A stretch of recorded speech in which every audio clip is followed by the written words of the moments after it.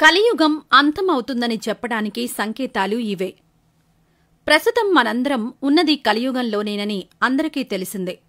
అయితే ఈ యుగంలోనే యుగాంతం వస్తుందని కూడా పురాణాలు చెబుతున్నాయి. ఈ క్రమంలోనే కలియుగంలో మనుషులు ఉన్నత స్థానానికి చేరుకోవడానికి రకరకాలుగా ప్రయత్నిస్తారని, అందుకు అవసరమైతే అడ్డదారులు కూడా తొక్కుతారని, వయస్సు, ఎత్తు, బలం, జ్ఞానం, ఆకర్షణ వంటివన్నీ రాను రాను కలియుగంలో తగ్గిపోతాయని పురాణాలు చెబుతున్నాయి. అవన్నీ జరగడం కూడా మనం చూస్తున్నాం.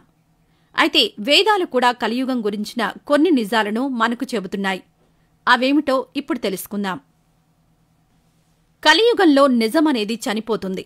మనుషులు నిజం చెప్పడం అనేది మానేస్తారు. అబద్దాల మీదనే ప్రపంచం నడుస్తుంది. నిజం చెప్పే ఏ మనిషి కూడా కలియుగంలో ఉండడు కూడా. మనుషుల్లో మంచితనం అనేది అస్సలు ఉండదు.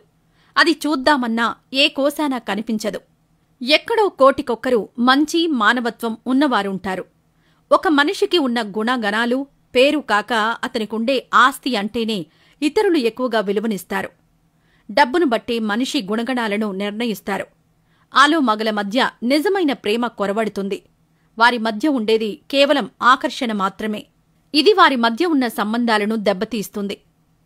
కలియుగంలో తల్లిదండ్రులను మోసం చేసే పిల్లలు, పిల్లలను మోసం చేసే తల్లిదండ్రులు ఉంటారు.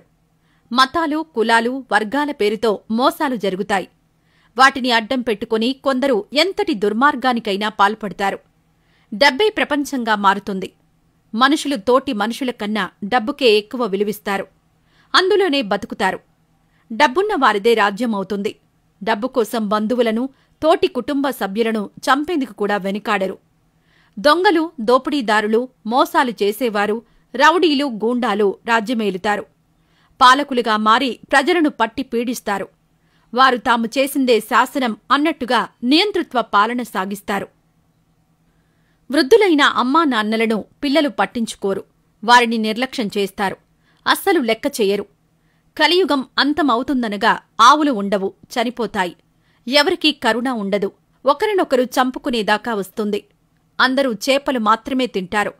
మహిళలు చాలా క్రూరంగా ప్రవర్తిస్తారు. ఎక్కడ చూసినా వ్యభిచారం, హత్యలు జరుగుతాయి. మనిషి జీవితకాలం 15 ఏళ్లకు పడిపోతుంది. చిన్న వయసులోనే పిల్లలను కంటారు. ఎక్కడా ఆలయాలు ఉండవు, కనుమరుగైపోతాయి. భూమిపై వేడి పెరిగిపోతుంది. అందుకు జీవరాశులు తట్టుకోలేక చనిపోతాయి. దుర్మార్గులందరూ హతమవుతారు. ప్రళయం వచ్చి భూమిపై అంతా ఎటు చూసినా నీరే దర్శనమిస్తుంది.